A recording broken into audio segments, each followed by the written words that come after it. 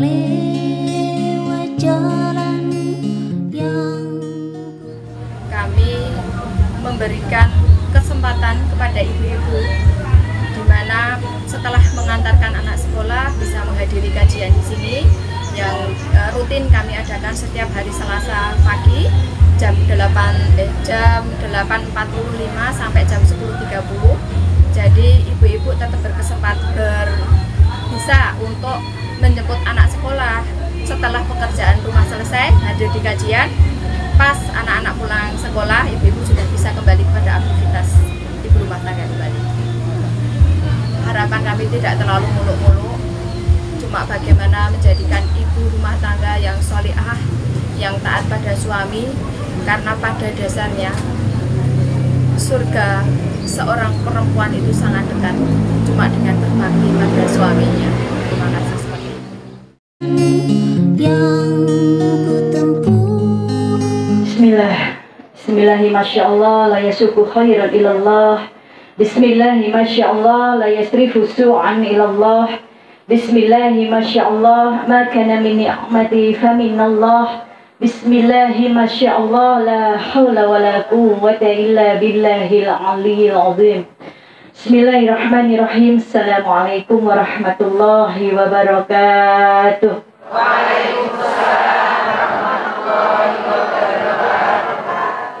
Subhana malikil kudus, subhana malikil kudus, subhana zil mulki wal jabarut, subhana zil mulki wal jabarut, subhana zil izzati wal azamati wal kudratihi wal haibatihi was sultan wal a'laihi wal gibriyai wal jabarut wal jalali wal jamali wala yamutu wala yafutu abadan. Subuhun kudusun rabbuna wa rabbul malaikati wa ruh. Subhanallah, alhamdulillah, la ilaha illallah, Allahu akbar, la hawla wa la quwwata illa billahil aliyyil azim.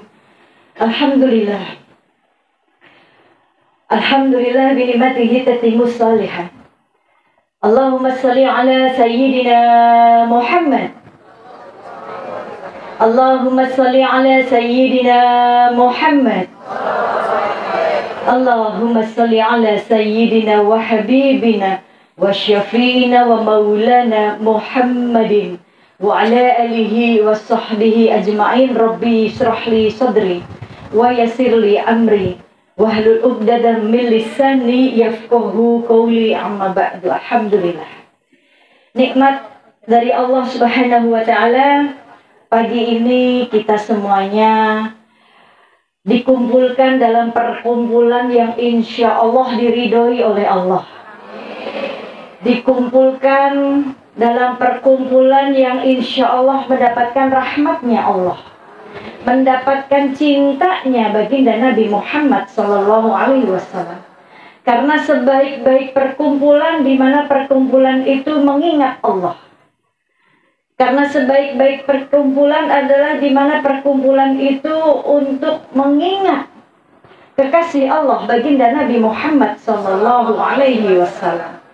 Maka tidak lain perkumpulan ini dinamakan Taman Surga. Rasulullah Sallallahu Alaihi Wasallam mengatakan, wahai kalian, bergembiralah kalian saat kalian melewati taman surga. Bergembiralah kalian saat kalian bisa duduk di taman surga. Maka sahabat bertanya, ya Rasulullah, apa yang dimaksud taman surga? Taman surga itu adalah majelis ilmu. Majelis ilmu, taman surga. Ibu-ibu semuanya kalau mau masuk rumah nih, yang dilewatin tamannya dulu atau langsung pintu rumahnya? Tamannya dulu. Kalau nggak punya taman gimana, Umi? Ya, pasti ada terasnya kan gitu. Nggak langsung tiba-tiba pintu. Pasti kita ada lewat halamannya kecil. Walaupun cuma ada taman satu pot, itu udah pasti kita lewatin kan gitu. Maka mau masuk ke pintu surganya Allah harus melewati tamannya dulu. Nah, tamannya itu adalah majelis ilmu. Kenapa bisa? Karena di majelis ilmu itulah kita ngecas iman kita. Di majelis ilmu itulah kita mengenal Allah. Kita dekat dengan Allah. Kita semakin takwa dengan Allah. Di majelis ilmu itulah kita semakin dicas. Karena iman kita ini manusia naik turun imannya, betul nggak ibu-ibu? Imannya naik turun. Dan gak ada yang bisa menjamin kita bisa istiqomah dengan amalan kita. Kalau imannya lagi kencang, sholat duhanya rajin banget. Bisa 12 rakaat. Pengen punya rumah di surga, Umi. Ya, kencang banget. Tapi kalau imannya lagi turun, 2 rakaat aja kayaknya males-malesan. Terus ya? Kan gitu. Jadi nggak ada yang bisa jamin diri kita bisa istiqomah dengan amalan kita. Iman kita naik turun. Dan di majelis inilah tempatnya kita ngecas iman kita. Ya. Ibarat handphone, ibu-ibu, handphone yang kita punya kan harus dicas kalau sudah lowbat. Ya. Dan kabelnya harus sama. Harus sesuai dengan handphonenya. Kalau handphonenya mereknya merek buah apel yang digigit, ya, yang keroak gitu. Saya nggak mau nyebutin handphonenya karena nggak di-endorse. Ya, kalau handphonenya ini mereknya buah apel yang digigit, yang keroak, terus kita pakai chargernya handphone merek lain, yang nggak akan ngecas kan gitu. Seperti halnya imannya manusia.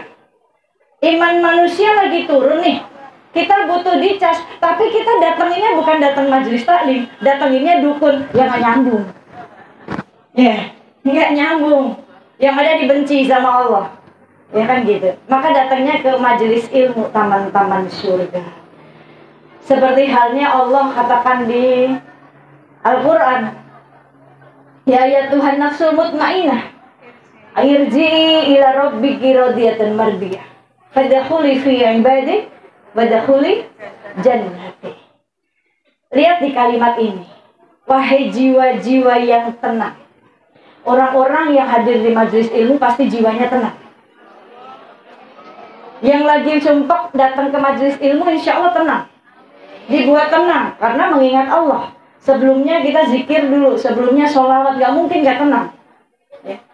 Wahai jiwa-jiwa yang tenang, kembalilah kepadaku dengan hati yang selamat.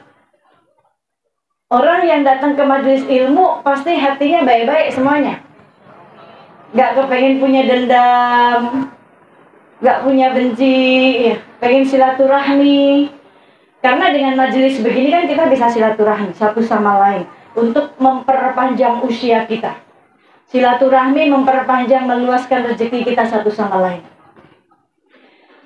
Dengan hati yang selamat dan aku ridho dan diridhoi, kata Allah, maka masuklah ke dalam golongan hamba-hambaku dan masuklah ke dalam surgaku. Kenapa surganya ditaruhnya di belakang, ibu-ibu? Kenapa surganya ditaruhnya oleh Allah di ayat yang terakhir? Di awal justru masuklah bersama golongan-golonganku dan masuklah ke dalam surgaku. Karena kita masuk ke surga harus ada perantaranya. Bersama golongan orang-orang yang soleh. Kita mengenal Allah ini dari para ulama. Ya. Kita datang ke majelis, dikenalkan oleh Allah, diajak untuk taat. Ada golongannya, Bu. Kita ngikutin golongan-golongan orang soleh. Setidaknya kalau kita belum jadi orang soleh, ikutin orang-orang soleh. Ikutin cara hidup orang-orang soleh. Kumpul dengan orang-orang soleh, kan gitu. Ya. Maka masuklah ke dalam surgaku, kata Allah.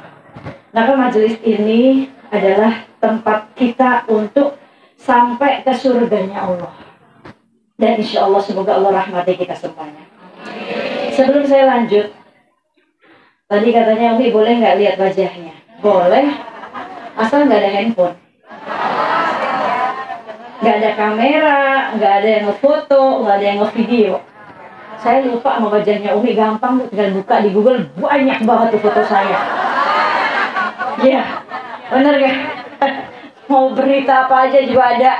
Silakan deh, puas-puasin. Kalau sekarang saya lagi mau puas-puasin untuk nutup wajah saya. Yang kemarin udah terbuka, udah. Yang lalu biar berlalu.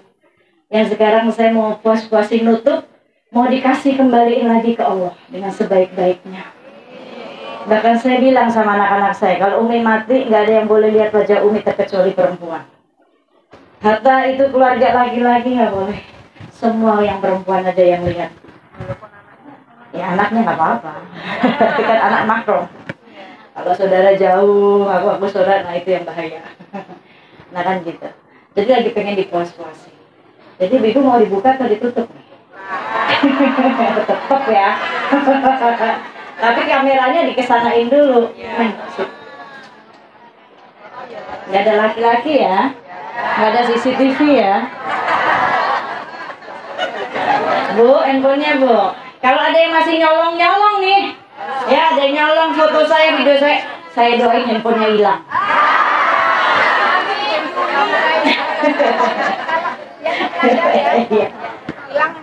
Jangan curi wajahku Bu, stop. Karena ada pengalaman Bu. Guru saya itu, saya punya guru pakai cadarnya udah bukan gini lagi. Udah nggak kelihatan mata. Kalau ini masih kelihatan mata, pakai cadarnya udah bener-bener ketutup, wajahnya nggak kelihatan sama sekali. Ya, burdah. Tapi saat ngisi, karena majelisnya perempuan semua, orang-orang udah tahu.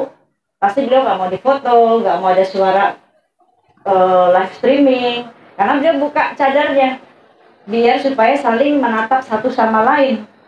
Ya, suatu ketika ada yang iseng fotoin. Ya. Ada yang iseng fotoin, disimpan. Ibu-ibu tahu nggak yang fotoin sakit, stroke sampai meninggal? Iya, betul. Ya, siapa yang nggak ridho? Allah Bu. Begitu beliau sudah menutupi setutup-tutupnya, masih ada orang yang iseng, Allah nggak ridho. Hubungannya bukan dengan saya kalau ibu fotoin, Allah langsung. Karena kita nggak bisa jaga marwah kehormatan orang lain. Allah nggak ridho, sampai akhirnya dia ngaku, iya saya mau tobat karena saat itu saya foto iseng, saya foto diam-diam. Sampai akhirnya sampai akhirnya orang ini meninggal. Tapi sudah minta maaf terlebih dahulu. Ini Masya Allah ya. Jadi kalau kita cinta sama ulama, apalagi mereka-mereka yang memang nggak mau terlihat, kita jaga marwahnya, kita jaga kehormatannya. Sayyidina Fatimah Zahra Bu. Para sahabat itu tidak pernah melihat wajah Sayyidina Fatimah Zahra putri Rasulullah. Suatu ketika Rasulullah di dalam majelis menangis. Yang tangisannya itu sahabat gak bisa menghentikan. Yang hanya bisa menghentikan itu adalah putrinya. Karena kalau Rasulullah sedih, putrinya selalu menghibur. Ya. Saat itu Rasulullah sedih menangis karena teringat sebuah ayat Allah, firman Allah, di mana semua manusia itu nanti akan berjalan di atas api jahanam. Di situ Rasulullah menangis, teringat umatnya. Begitu dengar ayat ini Rasulullah menangis bahwa semua manusia nanti akan berjalan, semuanya akan berjalan merasakan api jahanam. Rasulullah menangis. Lalu Sayyidina Ali menantunya mendatangi istrinya Sayyidatina Fatimah Zahra, yaitu putri Rasulullah, untuk menenangkan, memberitahu bahwa ayah Rasulullah menangis dan hanya engkau yang bisa menenangkan. Akhirnya Sayyidatina Fatimah menemui ayahnya. Begitu Sayyidatina Fatimah masuk ke dalam majelis, semua sahabat semua bertakbir Allahu Akbar dan menangis melihat Sayyidatina Fatimah. Apa yang membuat menangis? Karena selama ini para sahabat ini nggak pernah melihat, siapapun nggak pernah melihat sosok Sayyidatina Fatimah putri tercinta Rasulullah ini. Apa yang membuat menangis? Karena begitu masuk, pakaiannya putri kekasih Allah ini, pakaiannya punya penuh tambalan, 20 tambalan. Ini yang membuat semua sahabat dan semua yang menyaksikan menangis. Putri seorang kekasih Allah, putri Rasulullah, the Queen of Jannah, ratunya surga. Fatimah Az-Zahra putri Rasulullah adalah pemimpin kita semua nanti ibu-ibu. Pemimpinnya para wanita adalah Sayyidatina Fatimah Az-Zahra. Menangis melihat sosok putri yang agung, putri tercinta, tapi pakaiannya penuh dengan tambalan ibu-ibu, dan tidak terlihat wajahnya ibu-ibu. Maka saat ada yang saat waktu itu ada pertanyaan bagaimana wanita terbaik, dan semuanya tidak bisa menjawab, suruh mencirikan, menyebutkan wanita terbaik ini seperti apa, tidak ada yang bisa menjawab. Jawabannya salah semuanya. Tapi begitu Sayyidina Ali bertanya kepada istrinya Fatimah Az-Zahra, bagaimana wanita terbaik itu menurutmu? Aku bisa menjawabnya, kata Sayyidatina Fatimah. Apa jawabannya? Wanita terbaik yang tidak memandang laki-laki dan tidak dipandang oleh laki-laki. Itulah Sayyidatina Fatimah Az-Zahra yang tidak pernah memandang laki-laki terkecuali ayahnya, terkecuali suaminya, dan tidak pernah dipandang oleh laki-laki. Tetapi pakaiannya sangat sederhana. Tambalan 20 biji tambalan, Bu. Lalu bagaimana dengan kita? Berapa banyak pakaian kita yang memenuhi lemari kita. Mau ngambil yang putih susah banget saking numpuknya. Bu ya, bagaimana jilbab kita? Mau ngambil yang hijau, yang merah, yang putih, yang biru, yang hijau pada jatuh semuanya saking numpuknya. Ya, kadang kita beli bisa 1 seri kalau belanja. Benar apa benar? Pengalaman saya juga dulu gitu, Bu. Gitu. Tapi begitu saya mengalami ujian yang Allah berikan di 2014, rumah saya terbakar habis. Tak ada sisa satupun. Dulu saya juga sama, anak perempuan suka ngoleksi. Baju dikoleksi, lemari saya penuh dengan baju saya. Belum bajunya almarhum, kita punya 2 lemari saingan. Karena beliau pendakwah, setiap hari harus ganti baju. Bajunya udah banyak banget. Belum koleksi yang lainnya. Tapi saat api meluluh lantahkan semuanya, menghabiskan semua barang-barang, tak satu pun tersisa. Tak satu pun tersisa. Nol. Gak ada semuanya. Baju cuma sedikit kutunya. Cuma itu aja yang saya saat itu dipakai. Habis semua, gak tersisa. Harta benda semuanya habis. Di situ sadar bahwa kalau seandainya itu semuanya masih ada, berapa lama hisab saya? Dari 1 baju, berapa lama hisab saya? 2 baju, 3 baju, 4 baju. 1 lemari. Ya Allah, saya bersyukur ya Allah, dihabiskan sama Allah. Dan sekarang udah gak mau lagi ngumpulin gitu. Baju saya tuh di lemari, Bu, yang biasa saya pakai ceramah, cuma 20 doang, itu juga gak nyampe. Jadi cuci kering pakai kayak iklan Rinso. Ya, cuci kering pakai. Cuma itu. Besok pakai itu lagi. Besok dicuci pakai yang lain lagi. Cuma 20, Bu. Baju yang biasa dipakai ceramah itu doang. Kalau yang lainnya paling cuma daster, kaos-kaos buat di rumah, itu aja. Udah takut lagi mau ngumpulin. Ya. Makanya kalau supaya barang-barang kita nggak dihisap, Bu, caranya setiap bulan bikin nih. Ibu-ibu kan banyak banget nih pengajian majelis taklimnya.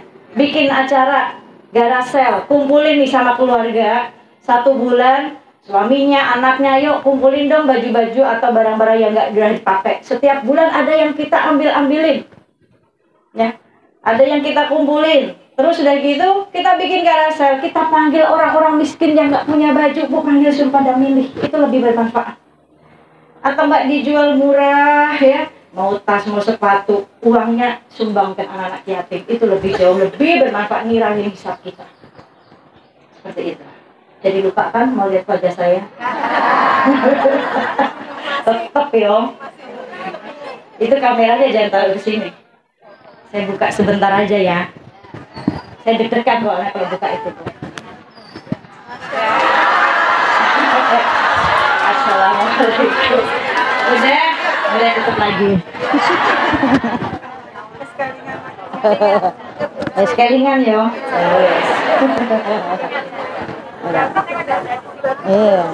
Betul. Wis lah. Saja suwi-suwi bahaya. Alhamdulillah, ibu-ibu yang dirahmati oleh Allah. Allah berikan kita nikmat. Tadi pagi kita dibangunkan oleh Allah, dikasih nafas oleh Allah. Saat kita dikasih nafas oleh Allah, Bu Ibu, berarti hari ini Allah cuma kepengen ngasih kesempatan kita untuk beramal soleh. Yang kemarin kita nggak baca Quran, hari ini dikasih kesempatan sama Allah buat baca Quran. Yang kemarin kita nggak sedekah, hari ini dikasih kesempatan sama Allah buat sedekah. Kenapa kesempatannya cuma hari ini? Besok pagi kita belum tahu apakah besok kita masih panjang umur. Ada yang bisa menjamin besok kita masih panjang umur? Ada yang bisa menjamin? Nggak ada. Syarat mati nggak nunggu tua dulu, yang muda banyak yang mati. Betul nggak, Bu? Syarat mati nggak harus sakit dulu, yang sehat banyak yang mati. Ya. Tapi syarat mati, ya kita nggak ada yang tahu, kita harus siap.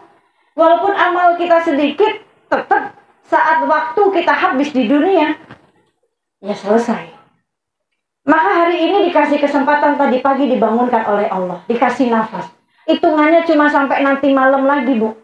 Nanti malam kita tertidur, belum tentu besok pagi Allah masih kasih nafas lagi, kita nggak ada yang tahu. Makanya Rasul nganjurin, ada sunnah-sunnahnya saat kita mau tidur, Bu Ibu. Supaya tidur kita berkualitas.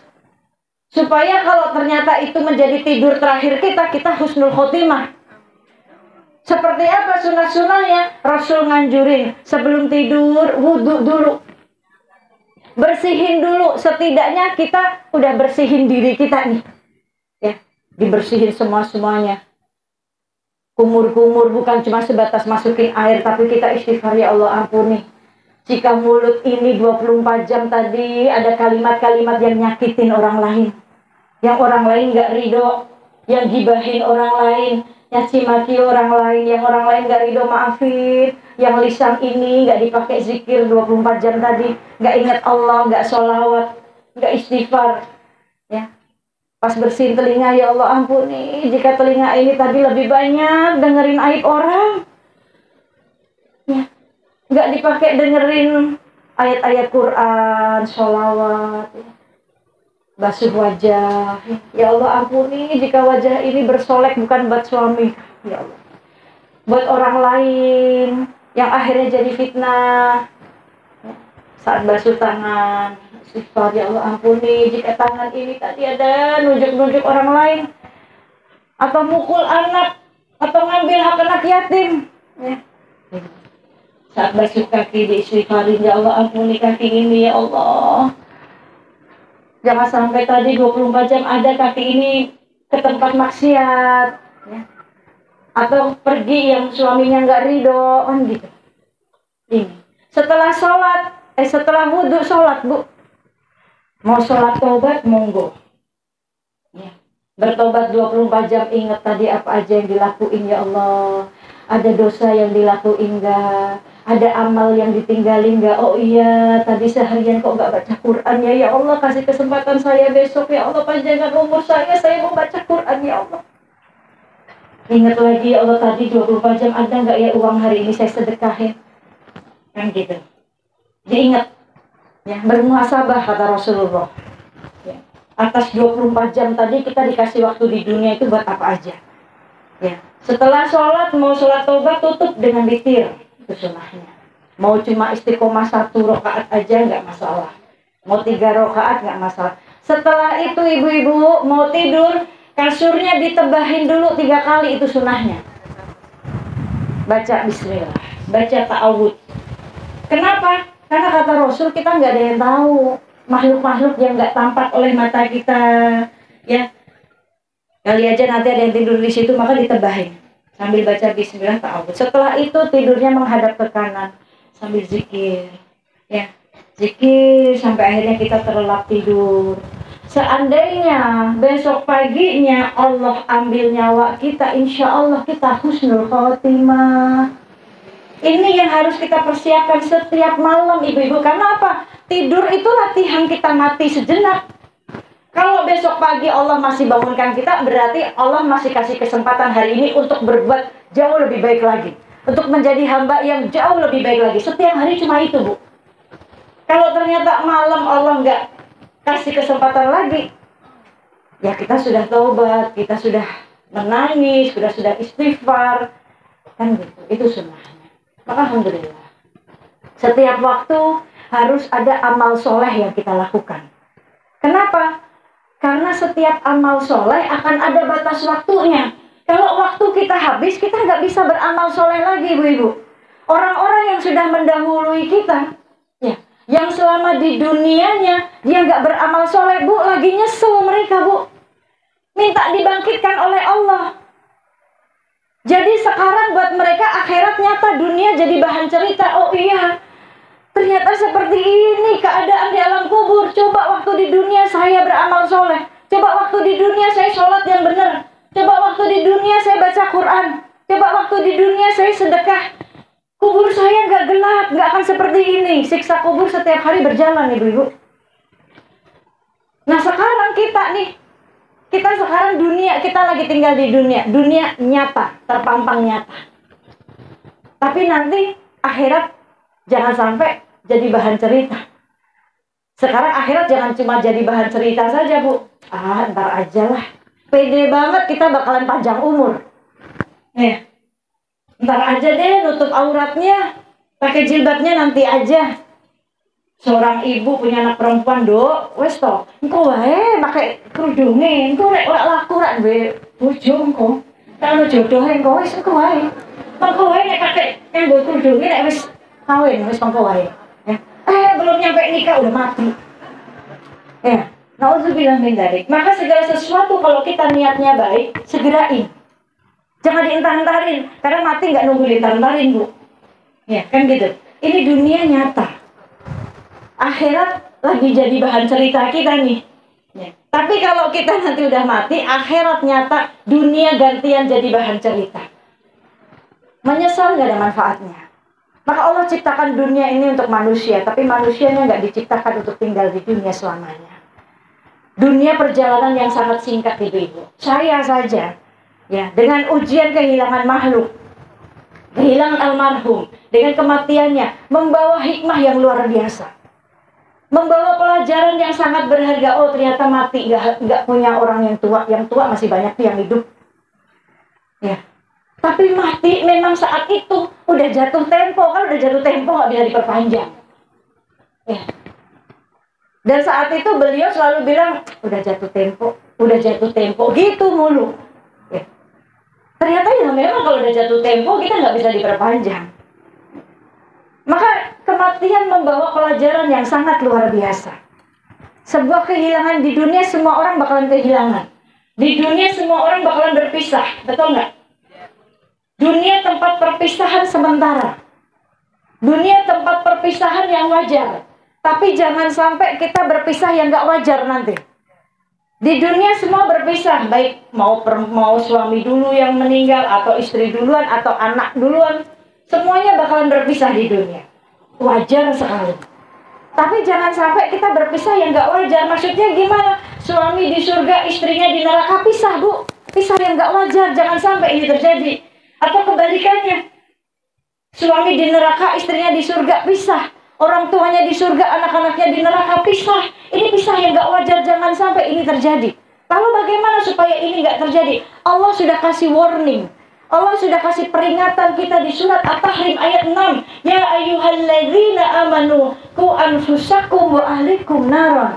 Hai orang-orang yang beriman, jagalah dirimu dan keluargamu dari siksa api neraka. Ini peringatan dari Allah.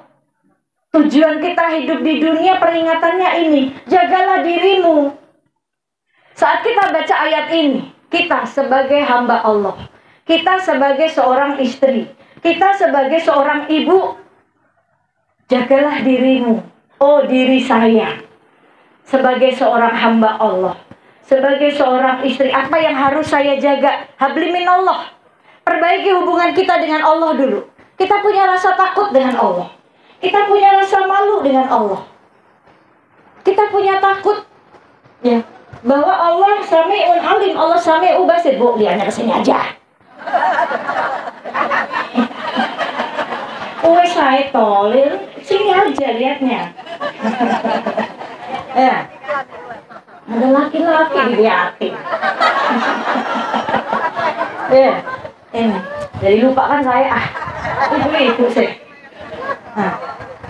Jadi saat kita baca ayat ini, Bu, jagalah dirimu, disebutkan, yang disebutkan pertama adalah dirimu, diri kita, Bu. Jagalah dirimu, oh diri saya, sebagai seorang hamba Allah. Bagaimana hubungan saya dengan Allah? Habliminallah, saya seperti apa? Saya takut gak sih sama Allah? Saya sudah paham gak sih arti sami'un alim? Allah sami'un alim, Allah sami'u basir. Saya udah ngerti gak, paham gak arti ini? Allah maha melihat, apapun yang saya lakukan baik buruk Allah lihat. Allah sami'un alim, Allah maha mendengar, apapun yang saya ucapkan baik buruk Allah dengar, Allah catat. Kalau saya paham akan hal ini, saya mau mengatakan sesuatu yang buruk untuk saudara saya takut sama Allah. Saya mau membangkang suami saya takut sama Allah. Saya mau marah-marah kepada anak saya takut sama Allah. Mereka adalah makhluknya Allah. Mereka adalah umatnya Nabi Muhammad. Saya takut sama Allah. Saya perbaiki hubungan saya dengan Allah. Saya kuatkan tauhid saya kepada Allah. Suami, anak, harta, orang tua saya, semuanya milik Allah. Allah sebaik-baik yang menjaga, yang memelihara. Semuanya titipan Allah. Kalau namanya titipan, Bu, suatu saat diambil, masa iya kita marah? Betul nggak, Bu? Belajar tuh dari tukang parkir. Apa yang dipunya sama tukang parkir? Mobilnya banyak, Bu, tapi nggak sombong tukang parkir. Motornya banyak tapi nggak sombong. Mau diambil, dia nggak marah. Kan? Ya, tutulek Tapi dia punya tanggung jawab menjaga, Bu. Tukang parkir punya tanggung jawab ngejagain mobil. Walaupun nanti mobilnya ada yang nyenggol, dia yang diomelin. Ya. Padahal tugas dia cuma parkirin, cuma jagain. Kalau ada tiba-tiba ada yang buka pintu terus kena mobil sebelah pengok, dia yang diomelin. Ya. Ini tukang parkir. Kapanpun titipannya diambil, ya dia harus serahin. Nah, maka ini makhluk adalah titipan Allah. Maka perkuat diri kita nih, diri kita. Habliminallah. Hubungan kita dengan Allah perbaiki. Barang siapa yang memperbaiki hubungannya dengan Allah, barang siapa yang menjaga hubungannya dengan Allah, Allah jaga makhluknya, Bu. Allah jaga suami, Allah jaga anak-anak kita. Saat mata kita nggak bisa ngawasin, Allah yang maha mengawasi 24 jam. Saat kita nggak bisa menjaga, Allah sebaik-baik yang menjaga. Kuatkan tauhidnya. Maka kita akan takut seandainya kita nggak bisa jadi madrasah buat anak-anak kita. Kita akan takut seandainya anak-anak perempuan kita nggak pakai jilbab, kita akan takut. Ya. Ini, kita akan takut seandainya suami memberikan nafkah yang haram, kita akan takut. Maka tugasnya istri saat itu doa. Karena satu doa istri solehah, Bu, perbandingannya sebanding, bukan perbandingannya. Satu doa wanita solehah sebanding dengan 70 doanya para wali. Ini Masya Allah. Dan satu wanita solehah, Bu, sebanding dengan kecantikannya 70 bidadari surga. Satu wanita soleha. Bahkan wanita soleha ini dicemburui bidadari surga, Bu.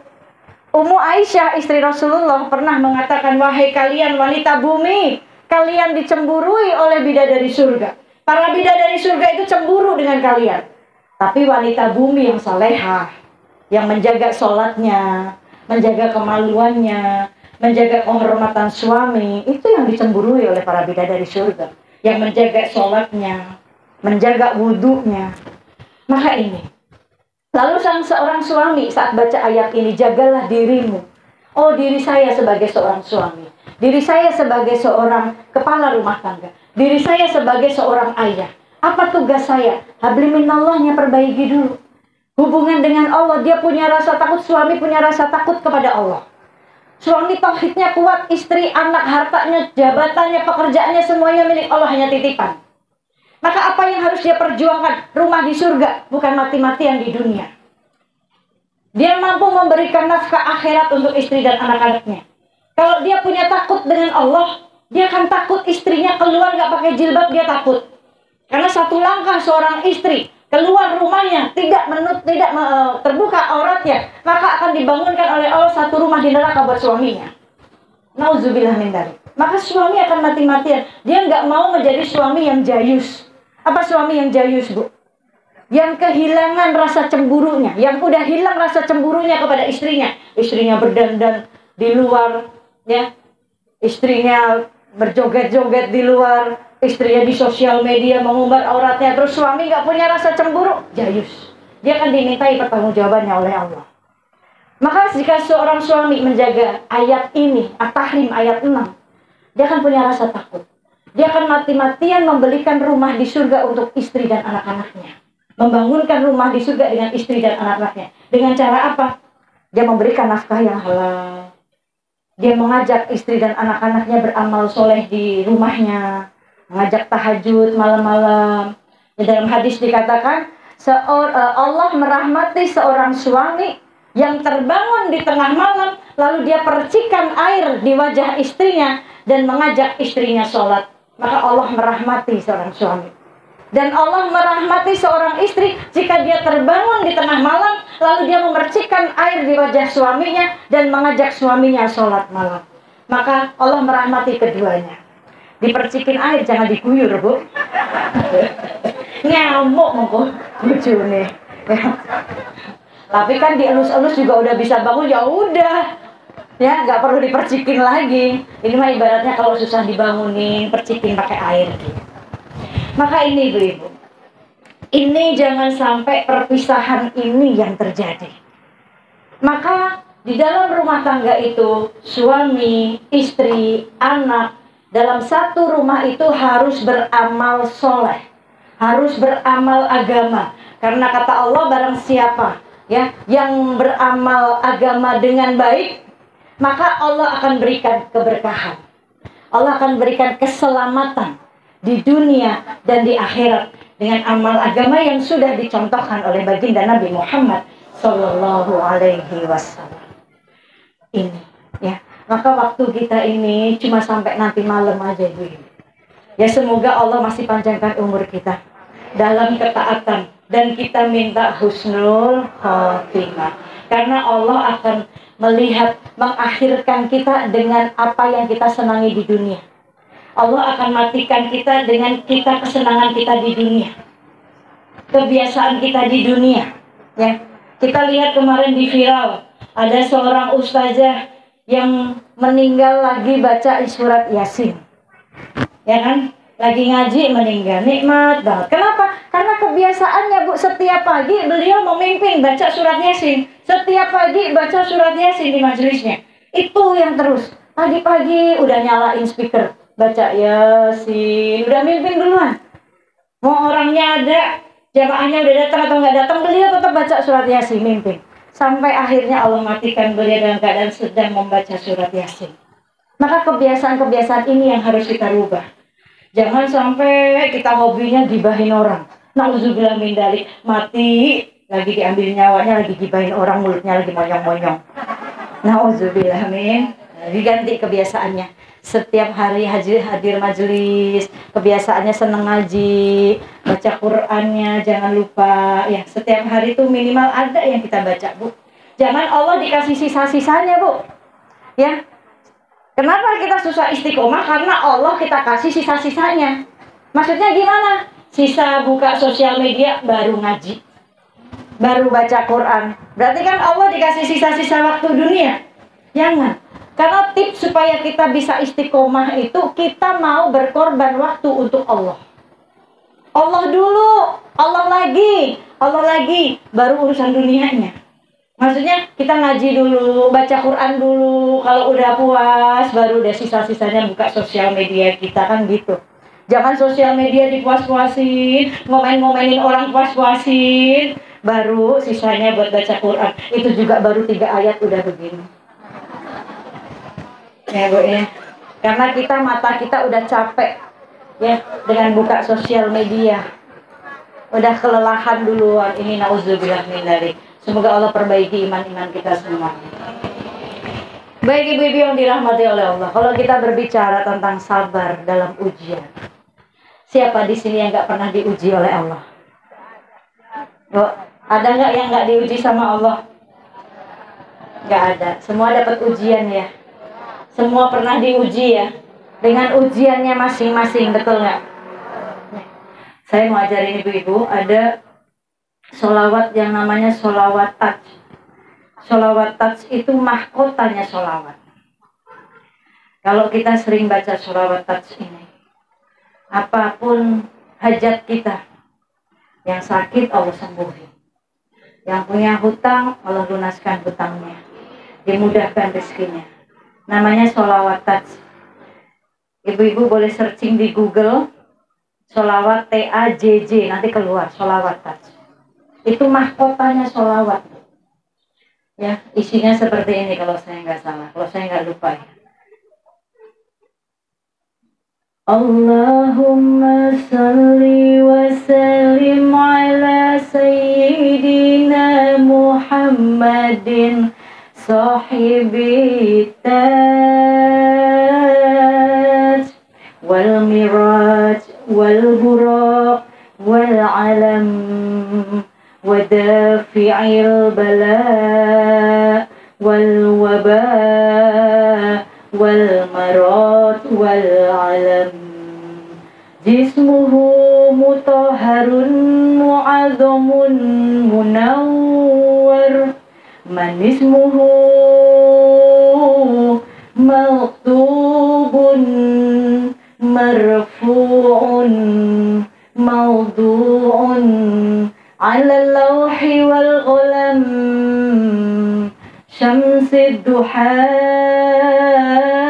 badrid duja nuril huda misbahi dhallam abil qasim sayyidil kaunain wasyafi'i syaghlain Muhammad bin Abdillah sayyidil arabi wal azam nabiyil haramain mahbubun inda rabbil masriqain wal maghribain ya ayyuhal mustaquna linuri jamalihi sallu alaihi wasallimu taslima Allahumma salli wa sallim wa barik alaih Allahumma salli wa sallim wa barik alaih Allahumma salli wa sallim wa barik alaih Allahumma salli wa sallim wa barik alaih. Itu diamalin, Bu. Ketemu nggak di Google? Ada sholawat touch. Nah itu dibaca terus, punya hajat baca itu. Anak sakit, sholawatin itu, kasih air ya. Siapapun yang sakit, diri kita, orang tua kita, sholawat touch namanya, TAJJ, touch. Itu mahkotanya sholawat ya. Banyakin sholawat itu. Baik, wes durung berobrak.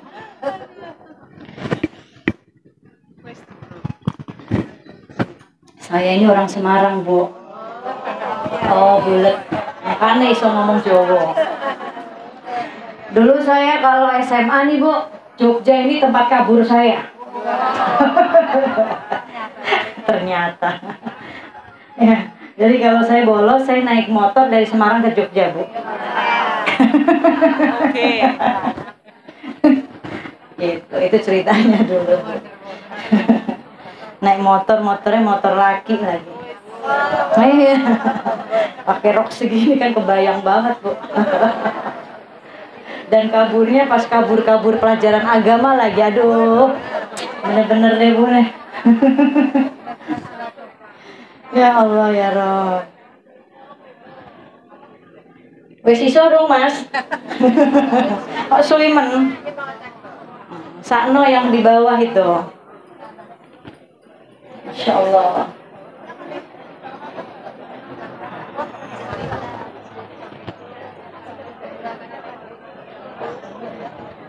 Nanti kalau ada pertanyaan silahkan.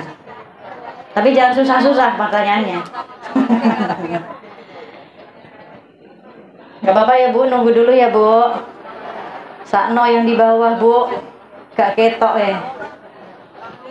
Gak krungu, gak ketok ya, ngopo tekan kene. Iya, sakno kan. Makanya biar itu dulu, biar kelihatan dulu. Siap. Daripada nanti saya turun disuruh ceramah lagi Bu.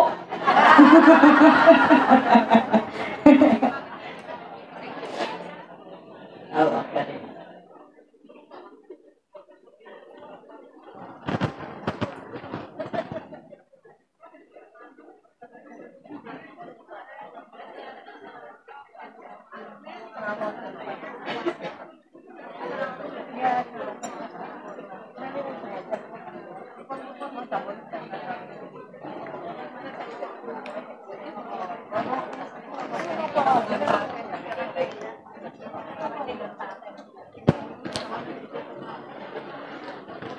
Tongkat.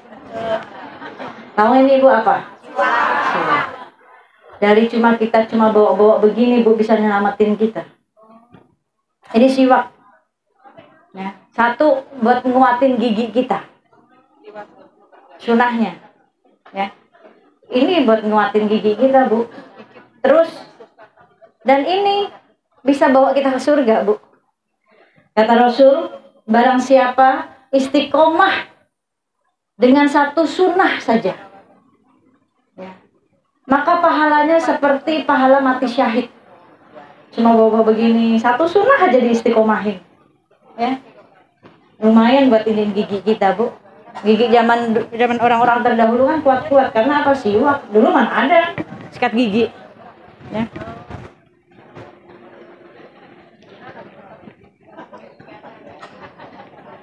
Udah gitu wangi Bu. Ini wangi. Iya, ini wangi. Lentur. Nanti dikupas. Kalau udah dikupas lagi. Suatu ketika dulu di zaman Nabi ada seorang yang dimasukkan ke surga atas amal solehnya yang gak pernah dia lupain. Dia kemana-mana selalu membawa siwak. Selalu bersiwak. Ya. Sampai akhirnya sampai dia mimpi pun dia berada di satu tempat yang indah sekali. Begitu dia bangun yang dia cari siwaknya. Ternyata asbab siwak inilah yang membawa amalan dia istiqomah, yang membawa dia ke surganya Allah. Mengamalkan satu sunnah walaupun cuma satu siwak saja. Banyak sekali Bu sunnah-sunnah Rasulullah. Kalau kita namanya kita cinta sama Rasulullah Bu, apapun yang dikerjain Rasulullah kita kerjain. Hal-hal yang kecil. Rasulullah sampai ke kamar mandi Bu, kita harus bawa Rasulullah. Maksudnya gimana Umi, ke kamar mandi kok bawa-bawa Nabi? Mana boleh. Nabi Rasulullah masuk kamar mandi pakai kaki kiri. Kalau kita masuk kamar mandi pakai kaki kanan, saat itu kita nggak ingat sama Rasulullah. Rasul masuk kamar mandi pakai kaki kiri. Dan para ulama Bu, kalau dia terlanjur masuk kamar mandi pakai kaki kiri, dia keluar lagi dan istighfar sebanyak-banyaknya. Ini Masya Allah. Dan keluar kamar mandi pakai kaki kanan Rasulullah. Maka kita pun juga harus seperti itu, ajarin ke anak-anak kita. Ini hal-hal yang kecil, ini bisa nyelamatin kita. Karena hidup kita dari sunnah. Rasulullah makan minum pakai tangan kanan. Kalau kita ada umat Nabi yang katanya kita cinta sama Nabi, makan minum masih pakai tangan kiri, yang kita cintai bukan Nabi, tapi kita cintai ngikutin setan. Karena setan makan minum pakai tangan kiri. Bahkan ada sahabat Nabi saat itu ngelihat ada orang lain makan minum pakai tangan kiri, langsung disenggol Bu, ditumpahin. Karena apa? Dia mau minum apa yang dia minum setan. Dan kalaupun sudah terlanjur diminum, dia harus muntahkan. Hal itu. Maka makan minum kita pakai tangan kanan. Rasulullah makan minum sambil duduk. Kalau kita makan minum sambil berdiri saat itu, kita nggak ingat sama Rasulullah. Maka hal-hal yang kini yang harus kita istiqomahkan. Ya. Terus ini ingat lagi nih ibu-ibu nih, kadang kita lupa ngikutin caranya orang-orang kafir. Orang-orang kafir kalau makan steak biasanya suka disediain, kita kalau makan steak kan disediain kanan, sendok kiri, kanan pisau, kiri garpu. Kita potong, kita makan ya pakai tangan kiri. Ya, caranya gimana supaya nggak seperti itu? Potongin semuanya dulu. Potongin dulu semuanya, taruh pisaunya, baru kita ambil garpunya pakai tangan kanan makan. Jangan kita ikut-ikutin, sok-sok gaya, padahal kita lagi ngikutin makannya setan.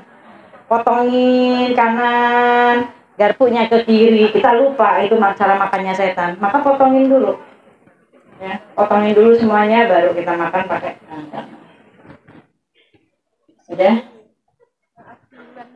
Oh, oke, monggo fi amanillah.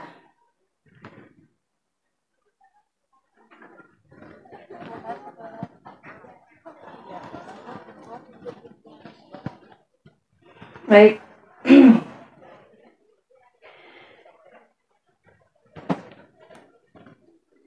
Belum juga.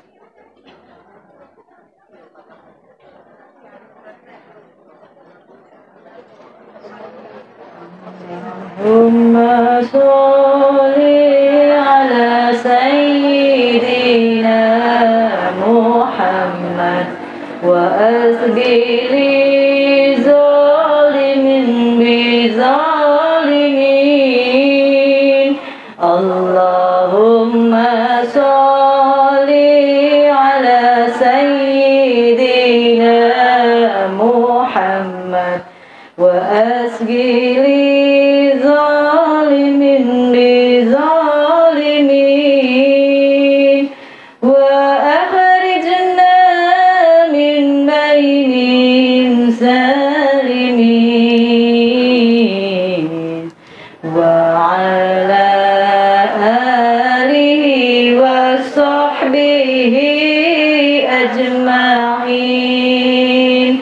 Allahumma sholli ala sayyidina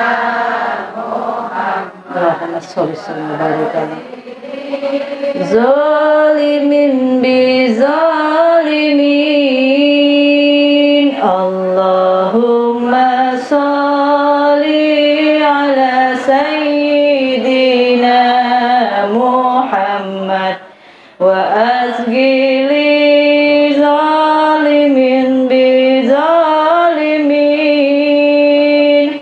wa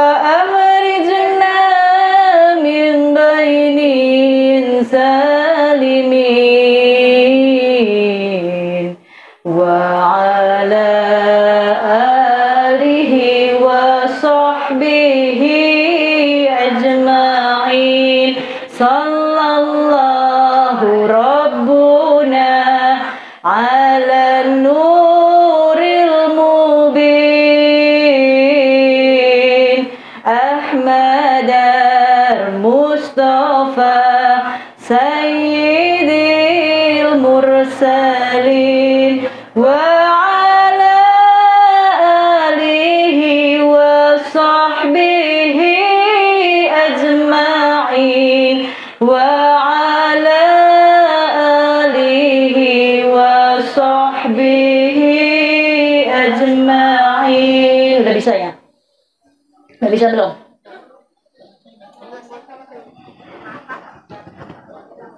Baik ibu-ibu, nggak apa-apa, kita langsung aja ya.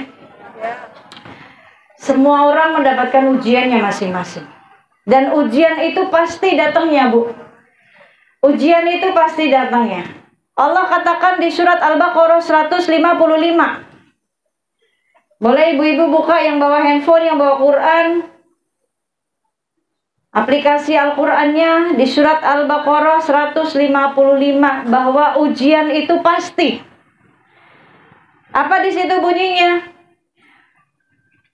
Walanabluwannakum bisyai'in minal khawfi wal ju' wa naqsim minal amwali wal anfusi was samarati wa basyiri sabirin. Dan pasti, kata Allah, aku mengujimu dengan sedikit ketakutan. Lalu apalagi di situ bunyinya, Bu? Kekurangan harta, lalu kelaparan dan jiwa, buah-buahan. Terus kabarkan kabar gembira kepada orang-orang yang sabar. Wabasyiri sobirin, kata Allah. Kita lihat ayat itu tadi. Dan pasti aku mengujimu. Berarti ujian itu pasti datangnya, Bu, seperti kematian, betul nggak? Kenapa Allah uji kita? Karena Allah ingin melihat keimanan kita. Ujian adalah tolak ukur keimanan kita. Semakin orang tinggi agamanya, ya, maka semakin besar ujiannya. Semakin banyak Allah akan uji dia. Karena ujian ini pasti. Dan ujian untuk orang-orang yang beriman. Di ayat ini Allah katakan ada 3 hal. Kita diuji oleh Allah. Yang pertama, dengan ketakutan. Sedikit saja ketakutan, kata Allah. Tapi kadang kita manusia takutnya nggak cuma sedikit. Takutnya benar-benar takut.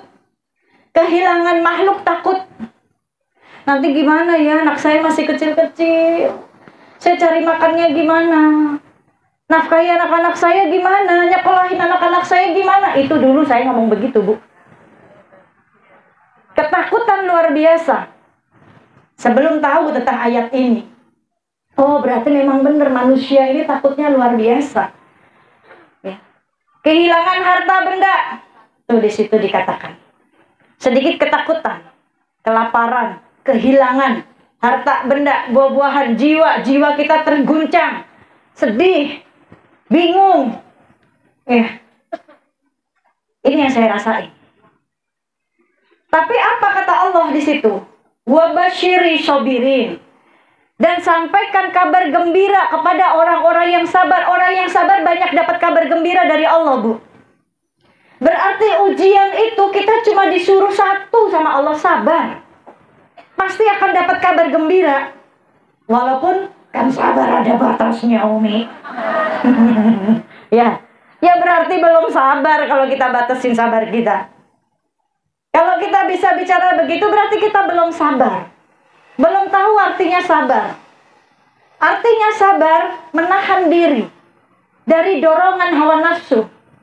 Karena orang yang gak sabar itu karena hawa nafsunya lagi tinggi. Musuh terbesarnya sejatinya bukan orang-orang yang ujinya. Tapi musuh terbesarnya ada dalam dirinya sendiri, hawa nafsu.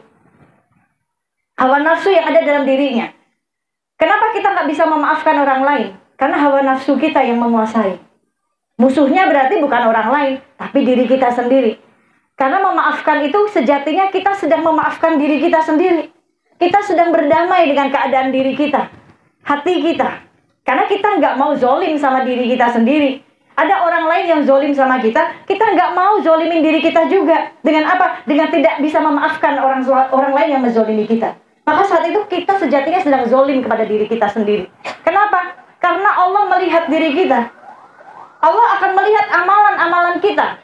Di surat Al-Mulk ayat 2. Bagaimana Allah katakan di situ? Alladzi khalaqal mauta wal hayata liyabluwakum ayyukum ahsanu amalan wa huwal azizul ghafur. Kata Allah. Dia yang menciptakan mati dan hidup. Dari itu semuanya keduanya hanya untuk diuji. Siapa yang paling baik amalannya? Berarti kan dari ujian itu Allah pengen ngelihat amalan kita. Kita dikasih ujian, didatengin orang-orang untuk nguji kita. Allah cuma ingin melihat amalan kita. Kalau ada orang zolim sama kita, ya kita jangan zolimin diri kita sendiri dengan tidak bisa memaafkan orang lain. Dengan membenci orang lain, berarti kita menyimpan penyakit-penyakit hati yang gak dipandang sama Allah, Bu. Kenapa? Karena hati ini spesial. Hati ini pusat pandangannya Allah, Bu. Dalam hadis dikatakan Allah nggak lihat rupa kita. Allah nggak lihat harta kita. Jabatan kita nggak dilihat, apapun yang kita punya nggak dilihat sama Allah. Allah cuma melihat hati dan amal kita. Berarti kan hati ini spesial. Maka saat kita nggak bisa memaafkan orang lain, berarti kita belum mau damai dengan diri kita. Kita belum mau memaafkan diri kita sendiri. Kita menzolimi diri kita sendiri. Kenapa? Karena hati tempat pandangannya Allah. Namanya tempat harus bersih, ibu-ibu. Tempat untuk memandang. Tempat pandangannya Allah tuh di hati kita. Hati tempat Allah memberikan nur hidayahnya, cahayanya.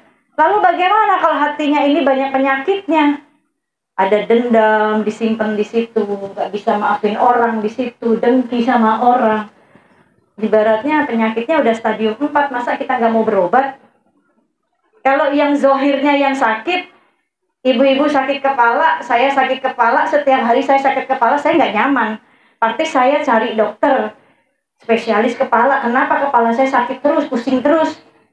Ya, bawaannya kesel, bawaannya marah kalau sakit kepala. Sakitnya luar biasa, sama dokter diperiksa. Dikasih obat ikhtiar, kita minum obatnya. Setiap hari sakit gigi, nggak nyaman, Bu. Marah-marah bawaannya, namanya sakit gigi. Makanya kalau ada lagu lebih baik sakit gigi daripada sakit hati, sama-sama dua-duanya kagak enak. Ya, sakit hati nggak dilihat sama Allah. Sakit gigi, apalagi kan gitu. Datangin dokter spesialis gigi, berobat, dicari tahu, dikasih obat. Kalaupun nggak sembuh, Bu, kita cuma keputus dengan namanya dunia, kematian. Kalau nggak sembuh juga. Ya. Ini zohirnya yang sakit. Kita nggak nyaman, kita mati-matian cari dokter. Ikhtiar buat sembuh. Lalu bagaimana dengan batin kita kalau sakit? Apakah kita nggak mau ikhtiar mendatangin dokternya? Yaitu Allah Subhanahu wa Ta'ala yang maha menyembuhkan hati kita, yang maha membolak-balikkan hati kita. Maka Rasulullah SAW sering membaca doa ini, Bu, untuk menjaga hatinya. Ya muqallibal qulub, tsabbit qalbi ala dinik. Ini yang dibaca Rasulullah. Hingga sahabat bertanya, ya Rasulullah, apakah engkau takut setiap hari membaca doa ini? Apa jawab Rasulullah, Bu? Bagaimana mungkin kita merasa nyaman dengan hati kita, sedangkan jari-jarinya Allah dekat sekali untuk membolak-balikkan hati kita. Ini kata Rasul. Maka Rasul yang dijamin surga, kekasih Allah saja masih menjaga hatinya. Untuk takut kepada Allah sehari bisa kurang lebih 100 kali bertobat. Ya, ini. Maka semua dikasih ujian oleh Allah. Dan pasti ujiannya. Tetapi kabar gembiranya apa tadi kata Allah, Bu? Wabasyiri sobirin. Sampaikan kabar gembira kepada orang-orang yang sabar. Apa kabar gembiranya, Bu? Di surat Hud ayat 11, ibu-ibu bisa buka di situ.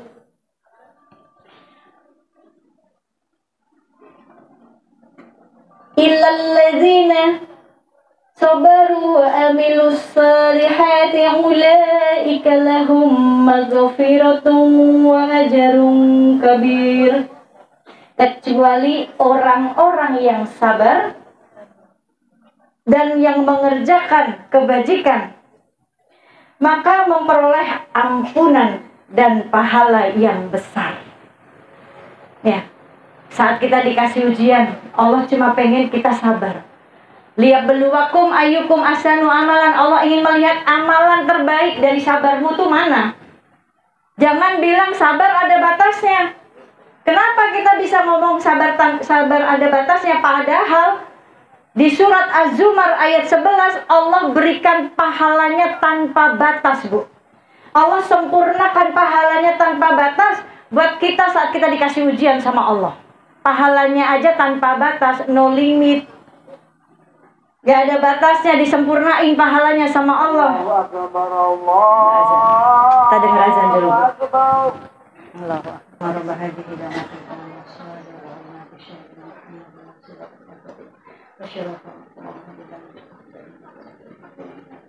Ya Arhamar Rahimin, Ya Arhamar Rahimin, Ya Arhamar Rahimin.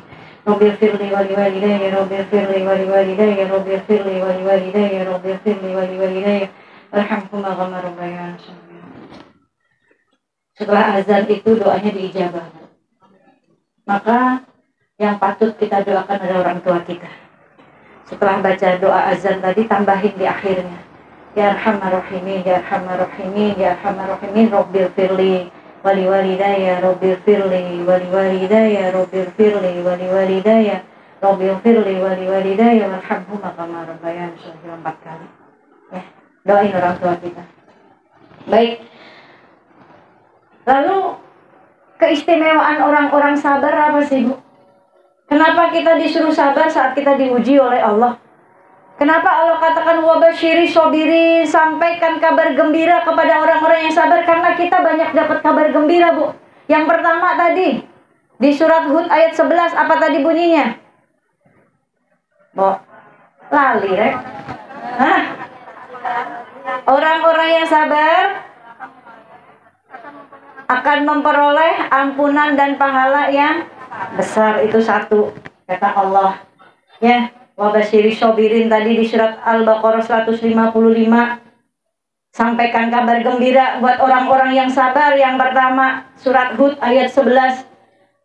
Orang-orang yang bersabar diberikan ampunan dan pahala yang besar. Yang kedua, di surat Al-Insan ayat 12, ibu-ibu boleh dibuka di situ.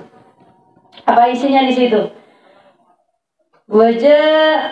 Wajazahum bima sabaru jannatan wa harira, dan dia memberi balasan kepada mereka karena kesabarannya berupa pakaian terbuat dari surga, pakaian terbuat dari sutra, berupa surga dan pakaian terbuat dari sutra, Bu, pahalanya, Bu.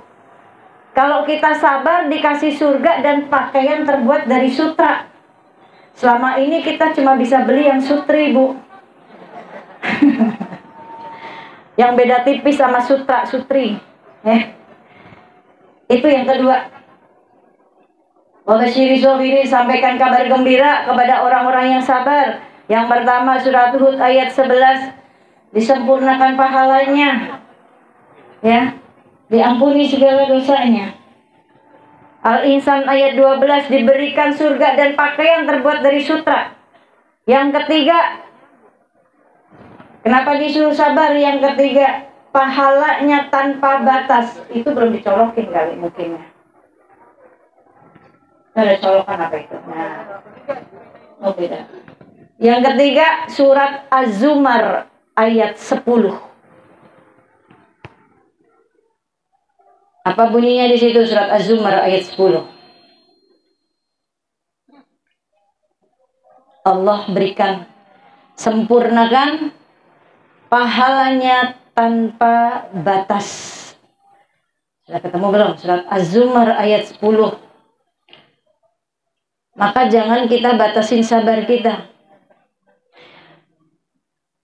Qul ya ibadilladzina amanu taqu rabbakumul lilladzina ahsanu fi hadhihi dunya hasanatu wa aradullahi wasi'atu innama yuwaffas sabiruna ajrahum bighairi hisab. Dan katakanlah Muhammad, wahai hamba-hambaku yang beriman, bertakwalah kepada Tuhanmu. Bagi orang-orang yang berbuat baik di dunia akan memperoleh kebaikan. Dan bumi Allah itu luas, hanya orang-orang yang sabar yang disempurnakan pahalanya tanpa batas. Lalu kenapa kita bisa bilangkan sabar ada batasnya? Berarti kita belum sabar. Allah saja kasih pahalanya tanpa batas, Bu. Disempurnain pahalanya tanpa batas. Ya. Ini Masya Allah. Kalau sabar cuma dapat payung cantik, saya juga nggak mau sabar, Bu. Dapat payung doang. Ya. Tapi sabar pahalanya banyak banget. Ya. Ini. Lalu apa lagi, Bu? Surat Al-Baqarah ayat 157. Boleh dibuka 157 Al-Baqarah. Wabasyiri sobirin, sampaikan kabar gembira kepada orang-orang yang sabar. Dapat apa sih? Kabar gembira apa sih? Ulaika alaihim salawatum mir rabbihim barahmah wa ulaika humul muhtadun. Apa di situ? Mendapatkan ampunan dari Allah dan mendapatkan petunjuk dari Allah. Allah tidak akan merubah suatu kaum kalau kitanya juga gak mau merubah diri kita. Maka ujian sejatinya harus mampu merubah diri kita menjadi orang-orang yang bertakwa kepada Allah. Supaya apa? Supaya kita mendapatkan, mampu merasakan manisnya sebuah iman, ibu-ibu.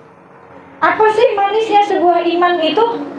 Manisnya iman yang bisa kita rasakan dalam diri kita saat kita diberikan ujian yang bertubi-tubi. Ujian kesusahan di dunia, ujian yang membuat hati kita sedih, ujian kesengsaraan, kesusah payahan hidup di dunia, tetapi justru membuat kita semakin dekat kepada Allah. Tetapi justru membuat kita amalan kita semakin meningkat. Kita semakin istiqomah dengan amalan kita. Itu udah bukan kesedihan lagi, Bu. Udah bukan ujian kesedihan lagi, tetapi kebahagiaan karena kita dekat dengan Allah. Dan Allah janjikan buat hamba-hambanya yang dikasih ujian di dunia yang bertubi-tubi, Allah cuma kepengen, Bu, nanti bertemu Allah tanpa dosa satupun. Asal kitanya mau sabar. Asal dari ujian itu kita mau memperbaiki diri kita, semakin mendekat kepada Allah Subhanahu wa Ta'ala yang memberikan ujian. Fokusnya kepada zat yang maha menguji saja. Gak usah fokus kepada orang-orang yang uji kita. Gak usah. Kenapa kita gak bisa move on? Kenapa kita gak bisa memaafkan? Karena kita fokusnya sama orangnya, fokusnya sama ujiannya. Coba fokusnya kepada zat yang maha menguji, Allah Subhanahu wa Ta'ala. Bahwa ini adalah ujian keimanan kita, bahwa ini adalah tolak ukur keimanan kita, ya. Karena iman dan takwa itu seperti dua sisi mata uang yang gak bisa dipisahkan, ibu-ibu. Iman dan takwa, dua sisi mata uang yang gak bisa dipisahkan. Dengan ujian, Allah mengukur keimanan kita, apakah kita mau bertakwa atau tidak. Jadi ujian harus mampu merubah kita menjadi orang-orang yang bertakwa kepada Allah Subhanahu wa Ta'ala. Bu, ujian kita mah belum seberapa. Istri-istri Nabi diuji nggak, Bu? Diuji dahsyat ujiannya, Bu. Istri Fir'aun, siapa istri Fir'aun? Siti Asiyah. KDRT nggak, Bu? Di KDRT lebih tersiksa, Bu. Ya, lebih tersiksa istri Fir'aun. Lihat, setiap hari dizolimi oleh Fir'aun. Bahkan Siti Asiyah ini diibaratkan perumpamaan wanita beriman. Diabadikan di surat At-Tahrim ayat 11 kalau saya nggak salah. Coba dibuka dulu kalau saya salah. Coba ibu buka surat At-Tahrim.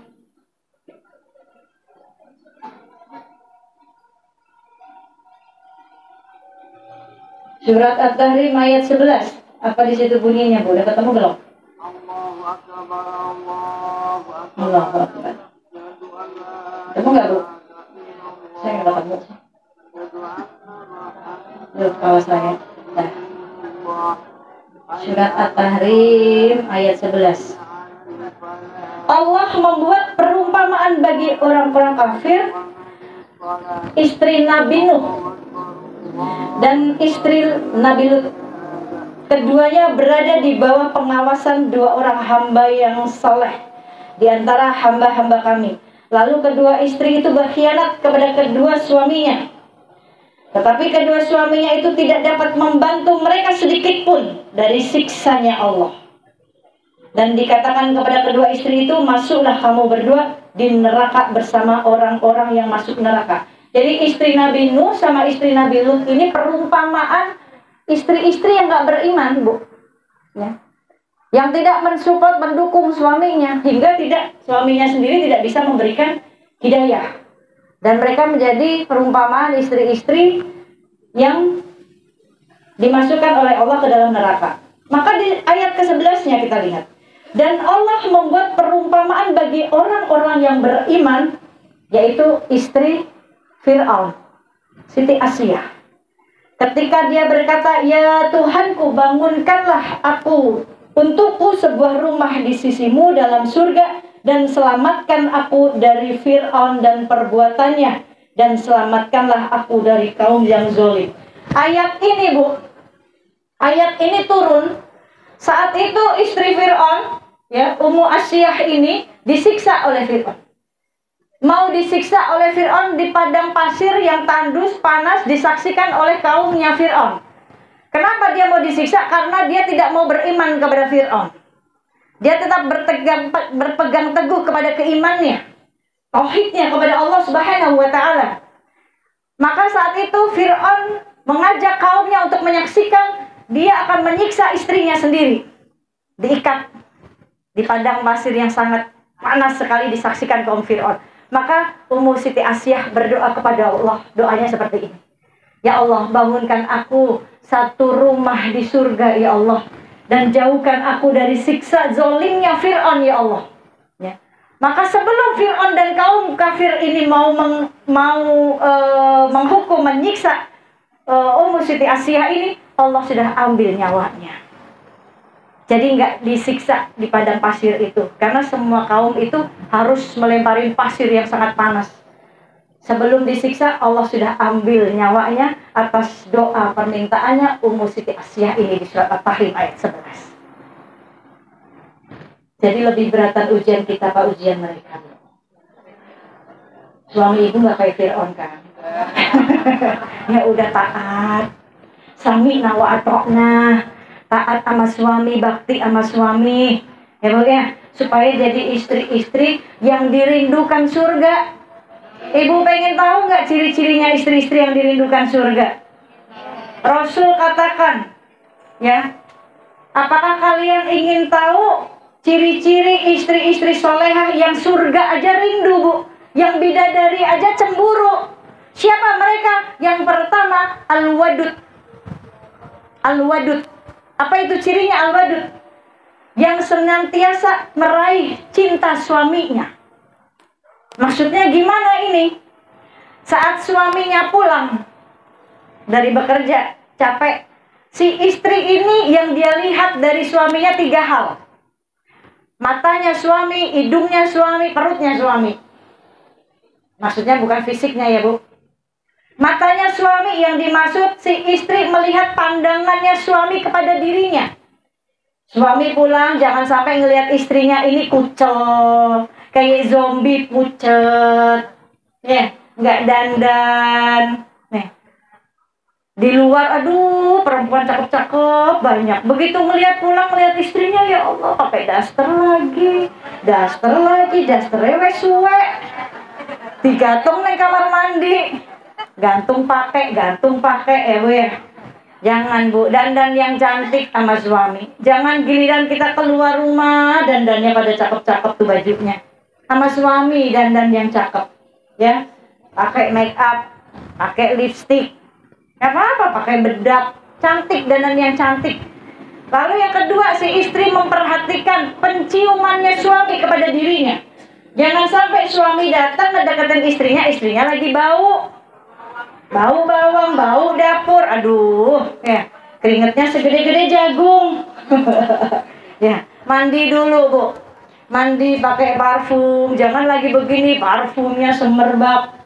Naik gojek pakai parfum, tukang gojek yang nyium. Nah, lagi zina berjamaah, nauzubillah min dzalik.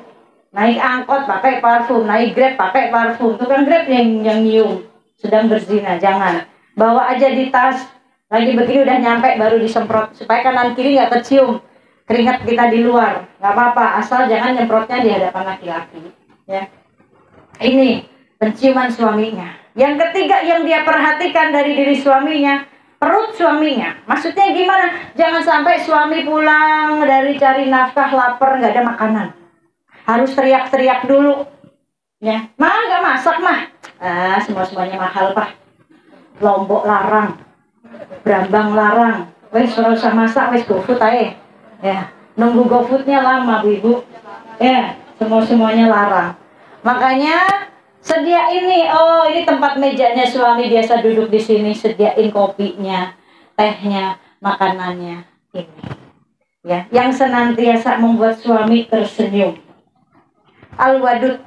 Lalu cirinya apa lagi Bu? Al-walud ala zaujatiha. Maksudnya yang senantiasa kembali kepada diri suaminya. Al-aud ala zaujatiha. Yang senantiasa kembali kepada suaminya. Maksudnya gimana? Al-aud ini maksudnya gimana Umi? Saat ribut suami istri. Si istri tahu nih suaminya lagi udah mukanya udah nggak enak nih. Udah mulai marah nih sama dia. Ya. Maka si istri ini buru-buru Bu. Bukan langsung buru-buru bawa koper langsung cabut. Bahasa Inggrisnya kabur. Ya Bu, bukan begitu. Ngelihat suaminya udah marah, Si istri bukan langsung bawa koper keluar rumah, bahasa Inggrisnya minggat. Ya, bukan itu. Tapi dia buru-buru datengin suaminya. Dia ambil pegang tangan suaminya. Dia katakan kepada suaminya, wahai suamiku, aku belum bisa tidur sebelum engkau ridho kepadaku. Ini kata Rasul, istri-istri yang dirinduin sama surga. Bahkan dari ini Rasul bersabda, jikalau aku diperbolehkan untuk menyuruh para manusia ini sujud, aku akan perintahkan para istri sujud di hadapan laki-laki, di hadapan suaminya. Ya, aku perintahkan para istri sujud di hadapan suaminya. Kenapa? Karena suami punya hak lebih untuk ditaati. Ya. Tapi sujud di hadapan manusia ini nggak boleh. Ya. Makanya tadi kalimatnya, jikalau aku diperbolehkan menyuruh manusia ini sujud, aku perintahkan para istri sujud di hadapan suaminya. Tetapi sujud tidak boleh. Di sini maksudnya istri punya hak, suami punya hak ya untuk ditaati. Istri punya kewajiban untuk berbakti. Ini ciri-cirinya ya. Yang selalu tersenyum jika dilihat. Gak cemberut, senyumnya ke atas bukan ke bawah. Bibirnya semua ke atas, mim gitu. Mim, coba mim. Gak kelihatan saya ya. Ibu-ibu kan saya nyuruh ibu-ibu. Mim gitu Bu ya. Ini. Maka kembali lagi, semua diberikan ujian masing-masing. Para istri ujiannya berat Bu, istri para nabi ujiannya berat-berat. Siti Asiyah mendapatkan siksa dari Fir'aun. Lalu siapa lagi ujiannya yang paling berat Bu? Saya kasih contoh Ummu Siti Hajar terakhir. Ummu Siti Hajar. Siapa itu Bu? Siti Hajar? Istri Nabi Ibrahim alaihissalam. Jadi kalau kita mau mencontoh ujian kesabaran, belajar contohnya ke orang-orang yang sudah dijamin surga Bu. Ya. Para istri-istri Nabi, belajarnya ke sana. Ujiannya dahsyat. Istri Nabi Ibrahim alaihissalam, Ummu Siti Hajar. Bagaimana ujiannya? Ditinggalkan di padang yang tandus bersama anak semata wayangnya. Ditinggalkan sendirian berdua. Tetapi beliau ridho. Ummu Siti Hajar mengatakan, bertanya kepada suaminya, apakah ini atas perintah Allah? Apakah Allah yang memerintahkanmu untuk meninggalkanku di sini? Jika Allah yang memerintahkanmu, aku ridho. Karena Allah tidak akan pernah menyia-nyiakanku. Nih, ini yang harus dipegang oleh kita nih para perempuan. Yang pertama, kalau dikasih ujian, ridho dulu Bu. Apa sih ridho Bu? Apa itu ridho? Ikhlas bukan, jauh. Ridho sama ikhlas beda. Ikhlas itu murni, nggak ada niatan campuran atau apapun. Ya. Dan ikhlas itu hanya hati kita, bukan lisan. Ikhlas hanya hati. Dan hati kita Allah yang tahu. Ikhlas itu yang tahu cuma Allah sama kita, hati kita bukan lisan. Insya Allah saya mah ikhlas, dikituin. Tapi ngotot ngomongnya. Ikhlas bukan di sini. Tapi ridho itu kita menerima, nerimo. Bahasa Jawanya nerimo. Ya. Kita menerima, rela hati dengan apapun kehendak Allah. Walaupun itu buruk buat kita, kalau itu menjadi terbaik dari Allah, insya Allah itu baik. Walaupun bagi kita, kok kayak gini ya. Tapi kata Allah, udah nikmatin aja itu yang terbaik. Karena yang menurut Allah baik, pasti baik buat kita. Tapi kalau menurut kita baik, belum tentu baik di mata Allah. Karena baiknya manusia itu menurut kita adalah hawa nafsu. Ya, hawa nafsu. Maka ridho dulu. Ummu Siti Hajar ridho Bu. Dia menerima apapun yang diputuskan oleh Allah, dia terima dulu. Karena dia yakin Allah gak akan nyanyain. Ridho. Ditinggalkan sendiri di padang, di Bukit Sofa. Berdua dengan Ismail, putranya. Ismail merontak menangis, air susunya sudah kering. Tidak ada bekal makanan minuman. Ummu Siti Hajar berlari dari Bukit Sofa menuju Bukit Marwah. Dilihat di sana minta pertolongan oleh orang lain, gak ada sama sekali orang. Gak ada makanan, gak ada minuman. Kembali lagi dari Bukit Sofa sampai Bukit Marwah, lari lagi. Gak ada lagi minuman, makanan gak ada. Kembali lagi sampai 7 kali. Dari situ keluarlah dari hentakan kaki Ismail sebuah air yang disebut air Zam-Zam. Sampai sekarang berkahnya gak habis-habis. Sudah ribuan jutaan manusia minum di air itu. Ya, apakah cukup di sini disia-siain? Enggak Bu. Dari perjuangannya Ummu Siti Hajar dari Bukit Sofa menuju Bukit Marwah, inna Sofa wal Marwata min sya'airillah faman hajjal baita aw i'tamara fala junaha alaihi ayyatawaffa bihima wa mattatawaffa khairan fa innallaha syakirun alim. Surat Al-Baqarah ayat 158. Bagaimana perjuangan Ummu Siti Hajar ini dari Sofa dan Marwah menjadi bukti syiar agamanya Allah, menjadi rukun sahnya jamaah haji dan umrah. Umrahnya sah, hajinya sah kalau sudah melewati rukun yang namanya sa'i. Dari Bukit Sofa menuju Bukit Marwah 7 kali. Kalau dulu lihat sa'inya Ummu Siti Hajar Bukit Sofa Marwah nggak ada makanan, Bu, panas terik, padang pasir. Sekarang sa'inya kita kanan kiri ada air zam-zam. Ibu capek melipir minum air zam-zam, nikmat. Pakai AC, lantainya dingin. Bahkan yang terbaru di lantai 2 atau lantai 3 pakai skuter, Bu. Bener, ada di lantai 3 tuh. Buat kita yang capek nggak kuat, disewain skuternya buat kita sa'i. Kurang apa lagi? Udah dikasih nikmat sama Allah. Perjuangannya Ummu Siti Hajar, asbab perjuangan seorang ibu, seorang istri dengan kekuatannya. Karena Allah tahu wanita itu kuat, Bu. Wanita kuat. Gak ada wanita yang lemah, wanita kuat. Ya. Karena Allah tahu. Ya. Di kakinya wanita sampai Allah kasih surga. Betul nggak? Al-jannatu tahta adamul ummahat. Surga ada di telapak kaki ibu. Hadiah kita ini surga, Bu. Maka kenapa ujian-ujian kita? Wabasyiri sobirin, kata Allah, kabar gembiranya banyak buat kita para perempuan. Tadi dikasih surga, belum diuji aja udah dikasih surga, Bu, sama Allah. Ya, di bawah telapak kaki kita. Karena kita para istri, para ibu itu yang luar biasa udah capek karirnya itu, karir kita itu udah di surga, Bu, bukan di dunia. Pahalanya langsung Allah yang bales. Dari kita mulai mengandung, melahirkan, merawat, ya, anak, suami, malam mata sudah terpejam, kita masih terbuka mata kita ngecek satu-satu, betul nggak? Anak dan suami masih terpejam matanya, kita udah terbuka duluan, paling subuh, paling bangun duluan kitanya. Bener nggak? Nah, itulah perempuan. Ya. Maka jadikan ujian yang diberikan oleh Allah ini yang pertama, kita ridho dulu. Kita ridho dulu, nerima. Yakin Allah nggak mungkin nyanyain saya. Allah nggak mungkin ngasih ujian di luar batas kemampuan saya. Kenapa saya diuji? Karena Allah tahu saya mampu. Gitu aja, Bu. Ya. Saya dulu juga seperti itu. Manusia biasa, nyerah, ya Allah, nggak kuat, ya Allah. Ada aja, belum selesai ini ujian lagi, belum selesai ini ujian lagi. Tetapi di titik balik saya, saat kehilangan makhluk, oh ya udah, semuanya juga bakalan kembali. Kehilangan almarhum, kehilangan ayah saya, semuanya bakalan, istilahnya semuanya bakalan meninggal. Tapi begitu titik balik saya saat saya kehilangan rumah beserta isi-isinya, saya di situ cuma, ya Allah, ternyata Allah ini dekat sekali. Kita berharap sama makhluk. Kalau makhluk gak bisa bantuin kita, gak nolong kita. Saat kebakaran gak ada satupun saat itu yang terbangun. Dengan api di mana-mana, terkepung api, gak bisa ngapa-ngapain. Cuma di situ Allah yang ada. Cuma di situ Allah dekat sekali, sedekat dengan urat nadi. Kalau bukan karena Allah kasih kesempatan buat hidup, udah mati semuanya, Bu. Saat itu gelap, cuma panas, api udah kayak di neraka. Yang dilihat cuma api.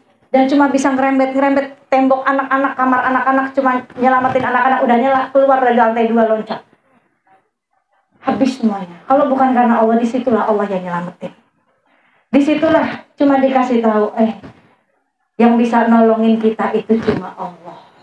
Kita boleh kehilangan makhluk karena Allah. Jangan kita kehilangan Allah gara-gara makhluk rugi. Karena hanya Allah yang gak pernah ninggalin kita. Kita boleh kehilangan harta karena Allah, Bu, bakal digantiin sama Allah. Saya dulu juga bingung mau tinggal di mana, ya Allah, tinggal di mana. Anak saya pada nanya, Umi tinggal di mana, kita nggak punya rumah. Gimana Allah aja lah. Maka saat saya dikasih petunjuk surat Al-Baqarah ini 155, saya bersyukur, ya Allah. Ternyata benar Allah kasih sedikit ketakutan, kelaparan, kehilangan harta benda. Tapi takutnya manusia ini terlalu berlebihan. Nggak yakin kalau ada Allah. Allah yang kan gantiin semuanya. Allah coba kepengen kita takwa. Kita dekat dengan Allah, kita sabar, kita perbaiki hubungan kita dengan Allah. Cuma ini, Allah cuma kepengen kita itu. Hingga pelan-pelan semuanya bakalan dibukain oleh Allah. Semua akan ada jalannya. Allah nggak akan merubah. Allah tidak akan memberikan ujian di luar batas kemampuan kita. La yukallifullahu nafsan illa wus'aha. Allah memberikan ujian itu dengan kemampuan kita, Bu. Kita diuji karena Allah tahu kita mampu. Allah cuma kepengen kita ridho dulu nih. Ridho, rela hati menerima kehendak yang Allah berikan kepada kita. Itu ridho artinya. Setelah ridho, sabar kata Allah. Kenapa? Kabar gembiranya banyak. Kalau kamu sabar, kamu perbaiki hubungan dengan Allah. Kita perbaiki hubungan dengan Allah. Ya, muhasabah saja saat kita dikasih ujian. Ya Allah, dosa apa ya yang saya lakukan? Amal apa ya yang saya tinggalkan? Maksiat apa ya yang saya kerjakan? Karena ujian yang buruk adalah ulah tangan kita sendiri. Allah selalu memberikan yang terbaik. Yang terbaik itu pasti datang dari Allah. Yang buruk atas ulah kita sendiri. Maka jika sabar, yang pertama saat kita diberikan ujian, yang pertama ridho dulu. Setelah kita ridho dengan kehendak Allah, kita muhasabah. Oh, ya ini semua salah saya. Terlalu cinta dengan dunia, terlalu ngejar dengan dunia. Hingga Allah ambil semuanya. Oh, karena saya terlalu cinta dengan dunia. Terlalu mengejar dunia, Bu. Ngejar dunia kayak makan kuaci. Kenyang enggak, capek iya. Ibu-ibu makan kuaci 1 kilo, kenyang enggak? Capek bibir kita, jontor, doer. Tebel bibir kita, kenyang enggak? Kata Imam Ghazali, bagaimana supaya dunia yang ngejar kita, Bu? Karena mengejar dunia, kata Imam Ghazali, seperti kita mengejar bayangan kita. Ibu-ibu berdiri di atas matahari, terus ada bayangan kita. Di depan kita ada bayangan kita. Ibu-ibu berjalan. Bayangan itu semakin dekat sama kita atau semakin menjauh? Semakin menjauh. Lalu bagaimana supaya bayangan itu yang mengejar kita? Bagaimana supaya dunia itu yang ngejar kita? Mindsetnya diarah, dibalik. Kita putar balik, ngebelakangin bayangan kita. Lalu kita jalan, bayangan yang akan ngejar kita. Betul nggak? Itulah akhirat. Yang belum dijamin oleh Allah adalah akhirat kita. Kalau dunia kita udah dijamin sama Allah. Allah kasih nih dunia nih. Bebas kita mau ngapain aja. Allah udah kasih rezeki kita. Udah dijamin rezeki kita. Semuanya udah dijamin sama Allah. Dikasih waktu 24 jam untuk urusan dunia. Walaupun kita urusan sama Allah paling cuma 25 menit doang. Dalam satu waktu kita sholat, satu waktu berapa menit, Bu? Sholat zuhur berapa menit? Paling lama 5 menit. Atau 10 menit. 10 menit kali 5 waktu berapa? Gak nyampe 1 jam hubungan kita dengan Allah. Tapi sisanya banyak banget urusan di dunia. Ya. Maka yang belum dijamin itu akhirat kita. Jadi yang kita kejar adalah akhirat kita. Yang kita kejar adalah akhirat kita. Yang mati-matian kita kejar adalah akhirat kita yang belum dijamin sama Allah. Sama, Bu. Ini yang ngomong juga banyak dosa. Banyak banget dosanya. Kalau dosa ini ditampakkan sama Allah. Kalau dosa ini mengeluarkan aroma dari setiap bermaksiat dalam anggota tubuh saya, maka nggak ada yang mau deket-deket. Nggak ada. Ini mic juga nggak mau dipegang sama saya. Tapi dosa kita ini nggak ditampakkan sama Allah. Dosa kita bahkan nggak tercium sama manusia lainnya. Betul nggak, Bu? Kalau kita bermaksiat dengan lisan kita, kita gibahin orang. Terus Allah kasih aroma yang keluar dari lisan kita ini sesuatu yang busuk. Gak ada yang mau deket-deket satu sama lain dengan dosa kita. Untungnya dosa kita nggak terlihat. Tapi kita cuma punya dosa. Yang kita punya cuma dosa, Bu, sama amalan. Tapi kira-kira banyak amalannya apa banyak dosanya? Dosa. Karena manusia bisa nambahin dosa, tapi manusia nggak bisa nambahin amalannya. Karena nggak ada yang bisa menjamin diri kita istiqomah dengan amalan kita. Kalau iman kita lagi kendor, malas banget kadang kita sholat yang sunnah. Ya. Maka nambahin dosa setiap hari manusia nggak bisa jauh dari dosa. Tapi nambahin amal belum tentu. Maka kita minta saat kita dikasih kesempatan oleh Allah. Yuk, dengan apapun ujiannya, jadikan ujian ini membuat kita semakin takwa kepada Allah. Jadilah penikmat ujian, Bu. Karena kalau kita tahu pahalanya tadi, maka kita akan berbondong-bondong mendekati ujian kita masing-masing. Karena pahalanya luar biasa banyaknya. Bahkan Allah cinta dengan orang-orang yang sabar. Apakah kita nggak mau dicintai oleh Allah? Apa kita nggak mau bersama dengan Allah? Karena Allah bersama orang-orang yang sabar. Maka jadikan sholat dan sabar menjadi penolong kita. Ibu-ibu yang dirahmati oleh Allah, ini saja yang bisa saya sampaikan kurang lebihnya. Karena sudah zuhur. Mudah-mudahan yang sedikit ini, saya bukan ustazah Bu, tapi saya menjadi pengen jadi penyemangat saja. Kalau ustazah itu kan orang yang berilmu, yang kuliahnya, yang mondok. Saya nggak mondok Bu, jangan pulang dulu Bu, saya mau kasih doa. Doa yang diijabah oleh Allah, doa yang dibaca oleh Rasulullah SAW. Doa ini insya Allah apapun hajat kita insya Allah dikabul oleh Allah Subhanahu Wa Taala. Saya bukan pendakwah Bu, bukan ustazah, bukan. Ya, kalau Oki Setiana Dewi ustazah, Halimah Alaidrus ustazah, yang lain-lain ustazah. Saya mah hanya penyemangat aja, pengen ngasih semangat ibu-ibu saja. Yuk kita sama-sama untuk perbaiki diri-diri kita di hadapan Allah Subhanahu Wa Taala. Ya, kita semakin takwa kepada Allah. Kita cari mukanya sama Allah aja Bu. Cari mukanya sama Nabi Muhammad aja, nggak usah cari muka sama orang lain. Nggak usah cari muka sama makhluk, diketawain nanti. Ya, kalau deket sama makhluk itu syaratnya banyak Bu. Kita pengen deket, pengen kenal sama makhluk, syaratnya banyak. Kalau nggak level kita nggak ditemenin. Benar nggak? Kalau kita nggak punya ini, nggak ditemenin, jauhin, dikotak-kotakin. Makanya jangan deket sama makhluk deh. Cari mukanya sama Allah, sama Nabi aja. Ya. Kalau kita deket sama Allah nggak punya syarat, nggak ada syaratnya Bu. Syaratnya cuma takwa, beriman aja sama Allah. Ya, jadi cari mukanya sama Allah, cari mukanya sama Nabi Muhammad SAW. Baik ibu-ibu yang dimuliakan oleh Allah.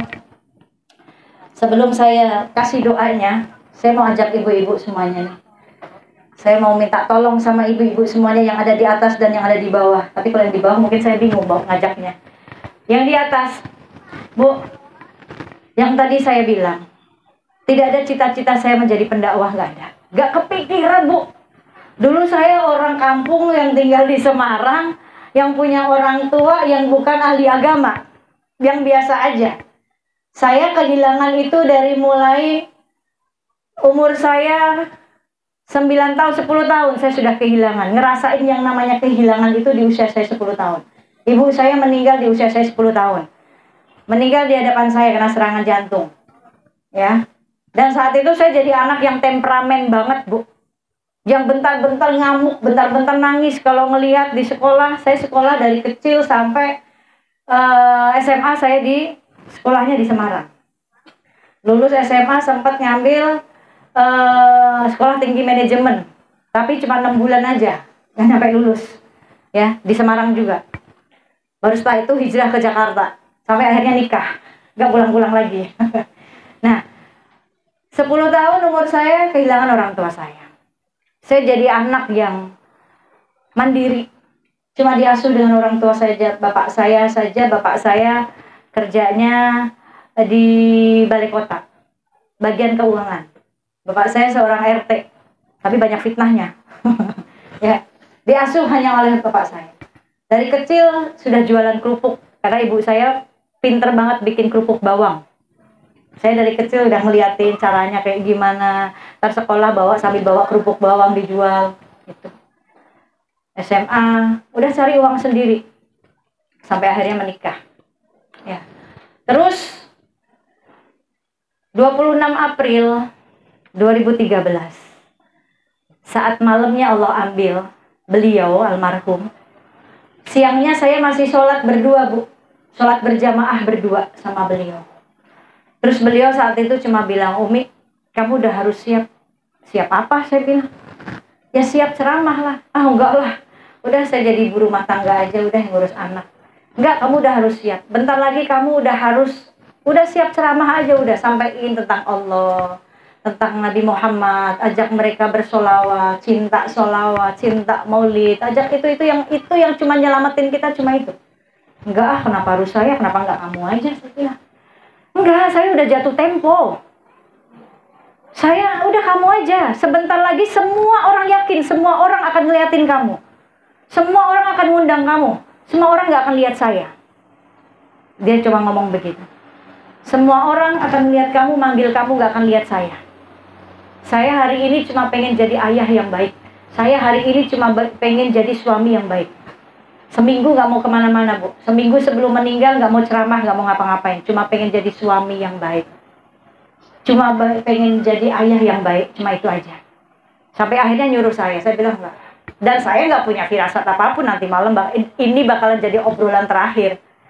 Terus beliau bilang, terus kamu bikin deh rumah yatim. Peduli itu sama anak-anak yatim kita. Kasihan. Kalau peduli yatim jangan cuma nyantunin doang. Bikinin tempat tinggalnya. Peduliin pendidikan agamanya dia. Dia sudah tidak punya ayah. Dia harus nyambungin amalan bapaknya yang sudah meninggal. Dengan dia belajar Quran. Dengan dia menghafal Quran. Dengan setiap hari dia membaca Quran. Dihadiahkan buat ayahnya. Nanti ayahnya ini di alam kubur siksanya diringanin. Karena ada bacaan Quran dari anaknya yang yatim.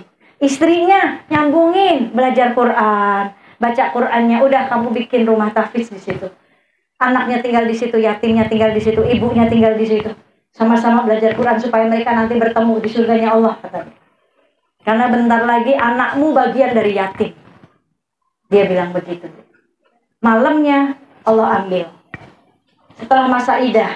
Selesai masa idah orang pada manggil saya. Saya nggak tahu harus ngomong apa saat itu. Saya cuma mikir apa ini ya Allah maksudnya. Ya Allah kalau memang iya. Saya ditakdirkan untuk di jalan dakwah, tuntun saya yang bodoh ini. Walaupun dulu 2007, 2008 saya pernah izin sama beliau. Saya boleh nggak nerusin sekolah lagi. Tapi lebih kepada ilmu dakwah. Ya. Tapi bukan buat mempersiapkan jadi penceramah, Bu. Karena kan saya nggak tahu takdir saya bakalan begini. Tapi buat saya sebagai madrasah untuk anak-anak saya. Buat ngedidik anak-anak saya. Karena 24 jam anak-anak saya sama saya. Hari-hari sama saya. Kan gitu. Jadi setelah itu orang pada manggil saya. Ini takdirnya Allah. Ini kehendaknya Allah. Ya, saya hanya memperjalankan skenario-nya Allah saja. Nah, maka saya ngajak ibu-ibu. Yang di hadapan saya ini adalah kitab Khulasoh. Khulasoh itu adalah rangkaian doa wirid harian. Doanya para auliyanya Allah. Yang hari-hari saya baca. Hari-hari almarhum baca. Doanya para waliullah yang ada di kota Tarim. Kita tahu kota Tarim, kotanya keluarga sanatnya yang sampai ke Rasulullah. Keturunan Rasulullah semua ada di sana. Ini rangkaian ini yang sudah dikarang oleh Al-Imam Al-Habib Umar bin Muhammad bin Salim bin Hafiz yang ada di kota Tarim. Saya mau ajak ibu-ibu. Saya sedang membebaskan tanah di daerah Cibubur sana, di dekat rumah saya. Yang saya niatkan dari tanah itu saya pengen membangun rumah tahfiz. Apa yang dibilang oleh almarhum itu. Pengen bikin rumah tahfiz di sana. Akadnya pembebasan tanah, pembangunan rumah tahfiz, dan buat prasarana dakwah, buat majelis taklim, buat orang-orang janda dua famaji juga di sana. Nah, maka di sana ada 2000 meter yang mau saya bebaskan dulu. Selama safari dakwah ini saya ngajak semua umat, yuk sama-sama kita bantu perjuangannya Nabi.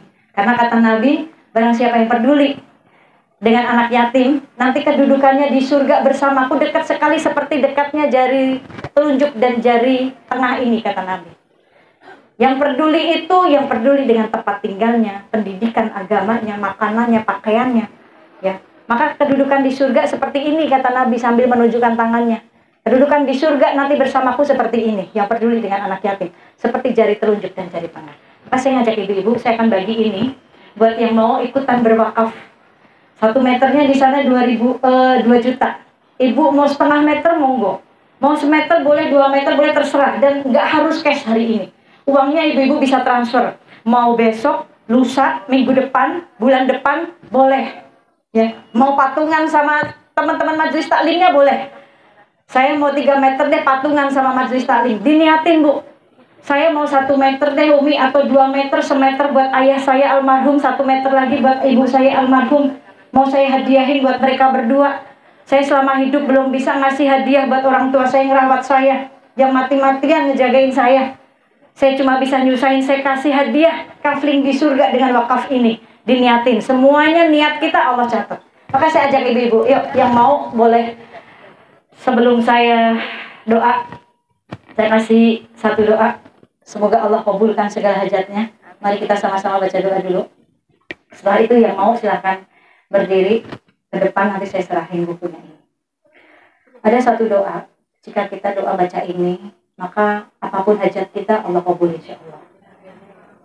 Karena doa ini adalah tawasul kita kepada Rasulullah SAW. Kenapa? Karena Allah malu untuk tidak mengabulkan doa hambanya jika di dalam doa itu ada disebutkan nama Rasulullah SAW. A'udzubillahi minasyaitonirrajim. Astaghfirullahaladzim, astaghfirullahaladzim, astaghfirullahaladzim. Alladzi la ilaha illa huwa rahmanur rahim. Wal hayyul qayyumul ladzi la yamutu wa atubu ilaihi rabbil ghafir. Astaghfirullah lil mu'minina wal mu'minat. Astaghfirullah lil mu'minina wal mu'minat. Astaghfirullah lil mu'minina wal mu'minat.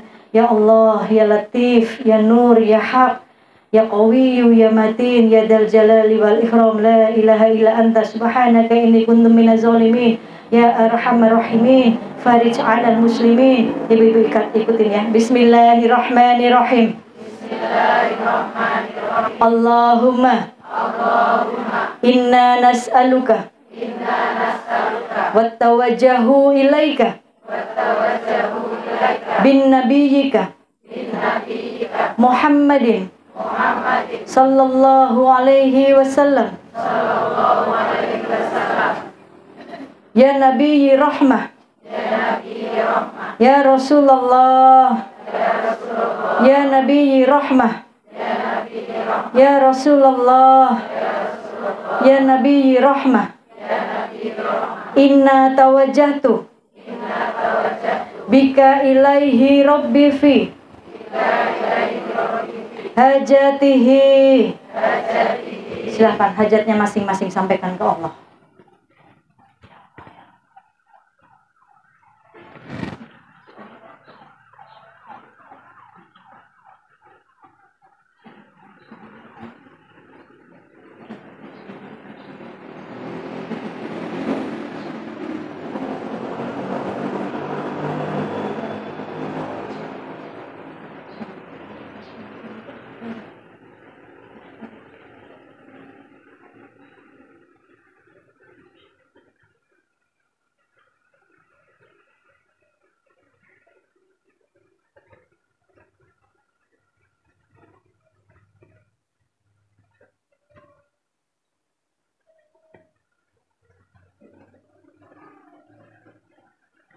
Wassallallahu ala sayyidina Muhammadin wa ala alihi wa sahbihi wa sallam. Subhana rabbika rabbil izzati amma yasifun. Wassalamun alal mursalin walhamdulillahi rabbil alamin. Subhanallahi wa bihamdi adada khalqihi wa ridha nafsihi wa zinatan arshihi wa midada kalimatihi. Subhanallahi wa bihamdi adada khalqihi wa ridha nafsihi wa zinatan arshihi wa midada kalimatihi. Subhanallahi wa bihamdi adada khalqihi wa ridha nafsihi wa zinatan arshihi wa midada kalimatihi. Bisiril Fatihah. A'udzubillahi minasyaitonirrajim. Bismillahirrahmanirrahim. Alhamdulillahi rabbil alamin. Arrahmanir rahim. Maliki yaumiddin. Iyyaka na'budu wa iyyaka nasta'in. Ihdinas siratal mustaqim. Siratal ladzina an'amta 'alaihim ghairil maghdubi 'alaihim